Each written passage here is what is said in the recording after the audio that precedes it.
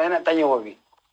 Wabi nampak PAS ni, dia sekarang ini bergerak dalam parti kerajaan itu membantu tidak perjuangan parti dia, atau dia hanya untuk kepentingan di mereka yang memegang jawatan? Ada komen Wabi? Kalau nak bercakap PAS ni, kena ubah posisi sikit lah. Sebenarnya saya lama berada dalam Parti Islam daripada tahun 78. 78 Wabi? Sehinggalah pada tahun 2018. Saya melihat kadang-kalanya parti yang ditubuh untuk memperjuangkan Islam memang bagus, dan saya memilih perjuangan itu yang berdasarkan kepada Islam. Cuma cara di bawah itu, adakah ianya agama atau politik? Kami telah ditipu oleh lebay-lebay PAS ni begitu lama. Misalnya dahulu mereka tekankan soal perbezaan UMNO dan PAS ialah perbezaan akidah. Ya. Kita yang tidak mengaji mendalam dalam agama ni mempercayai apa yang mereka cakap. Sehingga sembelihan UMNO, kami dulu ni kalau dia boleh elak seelak-elaknya. Oh. Ada ahli-ahli PAS lintas 3 buah masjid untuk pergi bersembahyang, kerana 3 buah masjid di kampungnya itu dalam perjalanan Imam UMNO. Ya. Maka dia kena pergi ke masjid yang Ke Imam karya PAS. lain ya. Ada yang angkat nikah, pergi angkat nikah rumah pimpinan PAS. Ya. Itu yang halal. Kemudian balik kampung, angkat nikah di depan qadhi itu hanya seremoni saja. Karena qadhi itu UMNO. Didoktrin sebegitu rupa, sembelihan pun serupa juga. Ada tak di kampung keluarga saya dibikan ayam yang disembelih oleh orang UMNO dibuang ke dalam sungai. Dibuang ke dalam sungai Wabi? Dikutip wang pula untuk beli ayam lain untuk sembelih, kerana UMNO sembelih itu tidak halal. Ini cerita benar Wabi ya? Cerita benar. Ini indoktrinasi yang masuk dalam kepala pemikiran kami. Masih lagi ke pemimpin-pemimpin tu ada dalam PAS yang sekarang ni? Nanti saya nak sampai peringkat itu. Okey. Sampailah ke peringkat perjuangan kita menentang UMNO itu jihad. Ya. Mati itu syahid. Perlembagaan ni perlembagaan Lord Red. Lord Red ni kapir ya. Ya. Kemuncaknya hingga berlaku peristiwa Mamali. Dan dijadikan syahid. Dan rakan-rakan saya semua yang terlibat itu. Ustaz Beri Libya dan rakan-rakan yang lain. Ini indoktrinasi yang dibuat oleh the so-called, saya tak mau panggil ulama', saya panggil lebay-lebay ni. Yang kita yang tak, ilmu yang tak mendalam, yang mengaji tak tinggi ni, mengambil apa yang mereka beritahu kepada kita. Sehinggalah berlaku porak-poranda masyarakat, sebahagian di Terengganu, di Kelantan, di Kedah, di Utara Perak dan beberapa tempat yang lain. Kemudian selepas pendekatan dibuat daripada zaman Tuan Haji Yusof Rawah, berbincang dengan CCC, zaman Ustaz Fadil Noor, kita buat gerak bercampur dengan DAP dan sebagainya. Sudah ada mula berkenalan dan berbincang. Dan sampailah ke peringkat kita, orang panggil bertahaluf, bekerjasama. Paling sukar sekali nak kerjasama dengan DAP. Kerana DAP ni chauvinis Cina, anti-Islam, anti-raja dalam pemikiran PAS dan pemimpin PAS. DAP pula meletakkan PAS ni ekstremis, parti yang susah bekerjasama. Bukan senang nak buat satu kerjasama pada tahun 2008. Akhirnya selepas peristiwa gerak, peristiwa yang berlaku membela Datuk Seri Anwar Ibrahim, terutamanya pada tahun 1959, kemudian 2004, 2008 ada kerjasama terbuka antara PAS, Keadilan dan DAP. Kita susun calon-calon supaya 1 lawan 1 dengan BN. Walaupun belum ada lagi perjanjian kerjasama, tapi kita one to one lah. Kalau tempat DAP bertanding, PAS tak bertanding. PAS bertanding, Keadilan tak bertanding. Begitulah. Adalah 2-3 tempat yang bercelaru. Tapi keseluruhannya 1 lawan 1. Keputusannya, BN hilang 2/3 majoriti di Parlimen dan Pakatan Rakyat menang 5 buah negeri. Tapi dengan UMNO ni masih lagi keadaan tegang. Tiba-tiba datang zaman sekarang selepas daripada bercerai dengan DAP pada tahun 2015, kemudian bercerai dengan keadilan. Pemimpin yang dulu mengatakan menentang UMNO ni jihad, sekarang ini UMNO sahabat kita. Sahabat kita. Sahabat kita. Oh, begitu ya. Kerjasama PAS UMNO ni satu rahmat. Ini anugerah Allah. Kalau nak ubah pendirian PAS, sekurang-kurang presiden lain. Bukan orang yang sama. Sebab itu, Presiden PAS ini, yang sekarang ni, perlu meminta maaf kerana 30 tahun dia doktrin kami untuk melawan UMNO. Keseluruhan Di sudut ini akidah. Ya, ya. Di sudut akidah. Bukan lawan di sudut perbezaan politik begitu. Akidah. Akidah. Sampai orang percaya sembelihan UMNO tak boleh makan dan sebagainya. Sekarang, UMNO sahabat kita. Jadi kita nampak bahawa inilah yang berlaku di seluruh dunia Islam sekarang. Orang Islam ikut agama lebay-lebay, bukan agama Nabi Muhammad sallallahu alaihi wasallam. Bukan agama yang dibawa oleh Nabi Muhammad sallallahu alaihi wasallam. Agama Nabi, kalau kita kata Sayyidina Hamzah itu syahid ila yaumil qiyamah. Kita kata Sumayyah syahid diseksa masa di Mekah. Dia diisiar syahid sampailah hari kiamat nanti. Tapi sekarang kedudukan Beri Libya macam mana? Dia berlawan dengan kerajaan Dr. Mahathir, kerajaan BN dulu, syahid atau tidak? Sebab dasar UMNO tak berubah, dasar BN tak berubah. Yang berubah orang. Ya. Inilah saya kata yang berlaku pembunuhan di Syria, di Iraq, di Yaman, di antaranya fatwa lebay-lebay ini. Fatwa lebay-lebay ya. Sebab itu, saya dalam amanah, saya berpesan, termasuklah pada ulama'-ulama' kami, hal-hal fatwa ni kalau boleh kena bincang betul-betul. Tak cukup dalam negeri, kena tanya ulama'-ulama' di luar negeri. Sebab orang awam ni dia ikut pandangan ustaz-ustaz dan ulama'-ulama' ini tanpa mereka menyelidik secara mendalam. Sebab itu, kalau kita cakap hal judi, hal arak, itu memang mudahlah. Ya. Tapi hal-hal yang bersangkut paut misalnya insurans, hal bersangkut paut dengan banknya, interest dan sebagainya, perlu kepada perbincangan yang mendalam sebelum mengeluarkan sesuatu yang dianggap fatwa. Atau bila ustaz, seorang ulama' mengeluarkan pandangan, dianggap itu adalah hukum.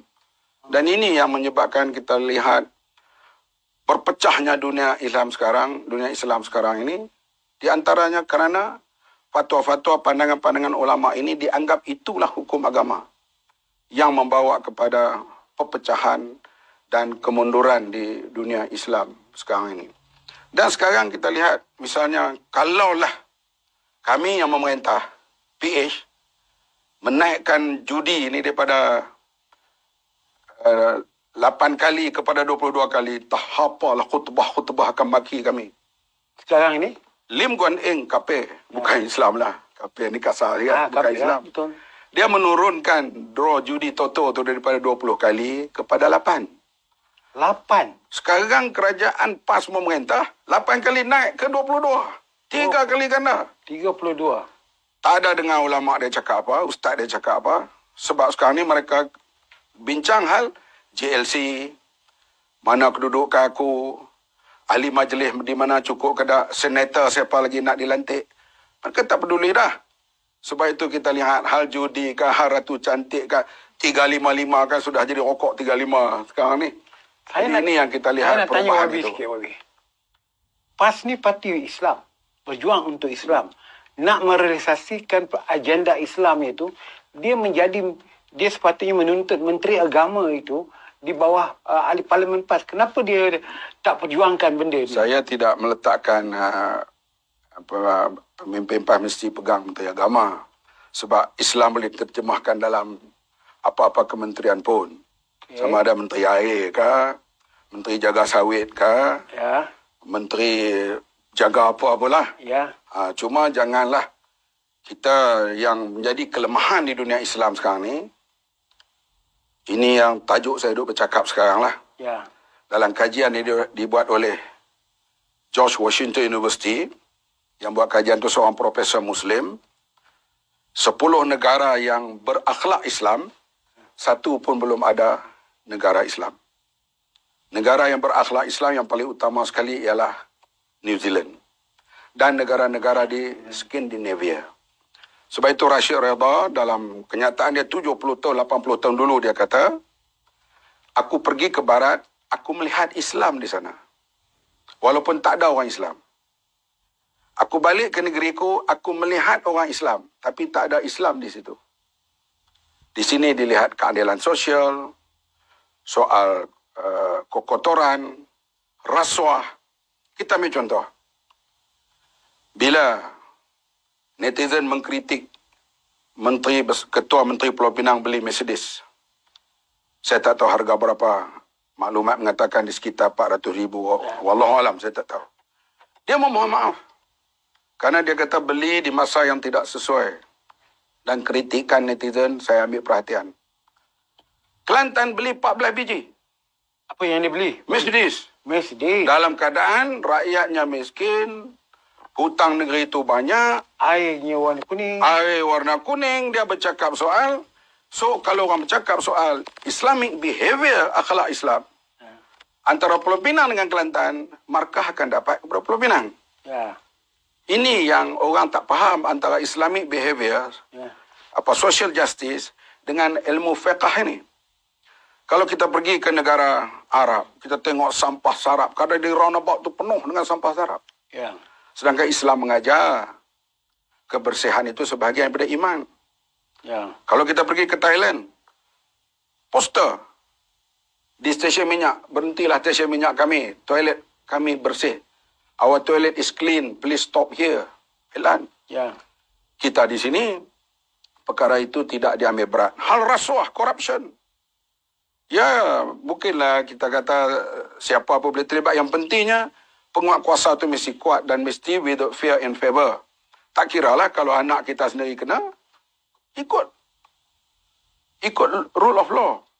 Saya sendiri bila anak saya ditangkap terlibat dalam hal ganja, waktu itu saya menteri. Ya.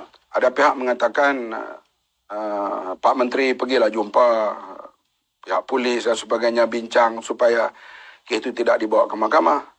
Saya kata, anak saya seperti anak orang lain. Kalau dia buat, maka hadaplah di mahkamah dan kita akan membela dia mengikut proses undang-undang. Artinya, walaupun anak kita tidak gunakan kedudukan kita sebagai menteri untuk melepaskan anak kita. Saya tahu menteri-menteri dulu banyak, anak-anak mereka melakukan jenayah. Saya boleh senarai satu persatu. Tapi biarlah, orang kata bygone, hak berlalu itu. Tapi kita, the rule of law itu mesti ditekankan di sini. Lepas itu kita nampak, PAS tak ada ke arah itu. Dia tidak mencanangkan soal yang mereka sebut sikit. Barangkali hal sajatlah dulu. Ya. Tak apalah, itu hak mereka lah. Tapi hal-hal penyelewengan, hal rasuah, good governance bukan menjadi tajuk kepada gerakan Islam mutakhir ini. Sebab itu kita nampak perubahan sedang berlaku, tapi ia mengambil masa sedikit untuk pergi ke arah good governance yang pernah diasaskan oleh pemerintah-pemerintah Islam terdahulu, yang tak perlulah kita hurai panjang soal Umar Abdul Aziz dan sebagainya. Surat-surat Sayyidina Ali Khalifah kepada gubernur-gubernurnya tentang good governance, tentang macam mana nak jaga harta awam dengan harta peribadi. Tapi ini tidak menjadi tajuk utama dalam PAS dulu dan juga sekarang.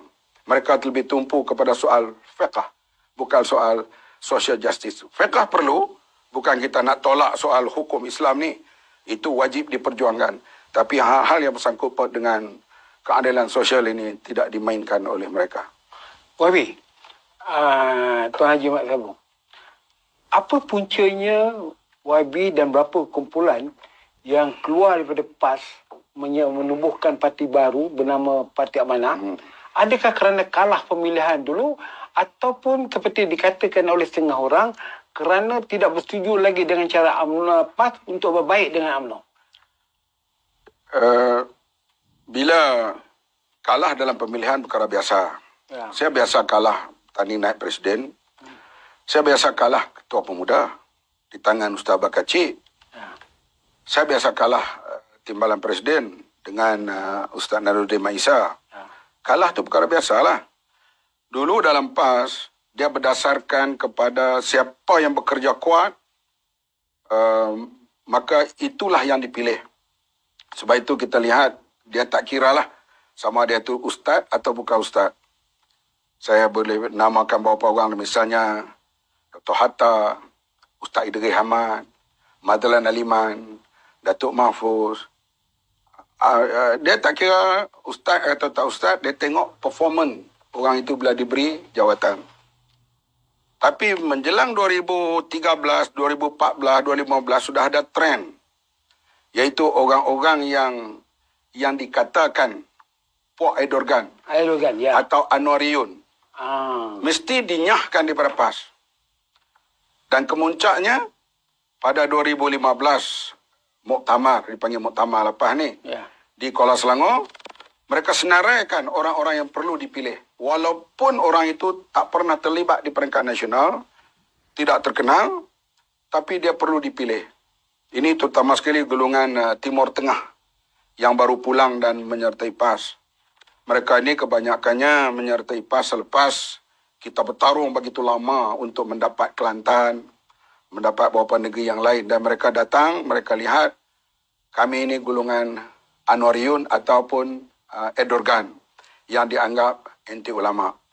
Dan mereka anggap juga kita ni bekerjasama rapat dengan Keadilan dan DAP. Langkah awal waktu itu mereka ambil keputusan, golongan Sokol Lebay ini berpisah dengan DAP dalam muktamar 2015. Kemudian berpisah dengan DAP tak apa, kita dapat maklumat sudah ada mereka mendekati UMNO. Beberapa orang dan diakui sendiri sekarang lah bahawa mereka mendekati UMNO sejak 2015. Kemudian diikuti berpisah pula dengan Keadilan. Bila berpisah begitu, kita nampak perjuangan kita berdasarkan multiracial dan DAP biasa bekerjasama dan kita menang besar pada 2008 dan 2013. Kenapa tidak terus bekerjasama? Soal DAP tidak suka hudud, perbincangan yang panjang. Akhirnya berlaku di pejabat PAS di depan ni. Kalpasim pun hadir. Kita dengan DAP banyak persamaan. Menentang rasuahnya, hendak pilihan yang adilnya, semua tu kita sama. Ada 3-4 perkara yang berbeza. Akhirnya kita buat keputusan, agree to disagree. Kita agree yang banyak tu, disagree beberapa perkara. Dan berlakulah kerjasama dengan DAP.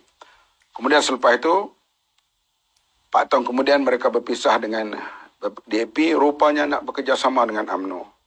Mula-mula mereka nafikan.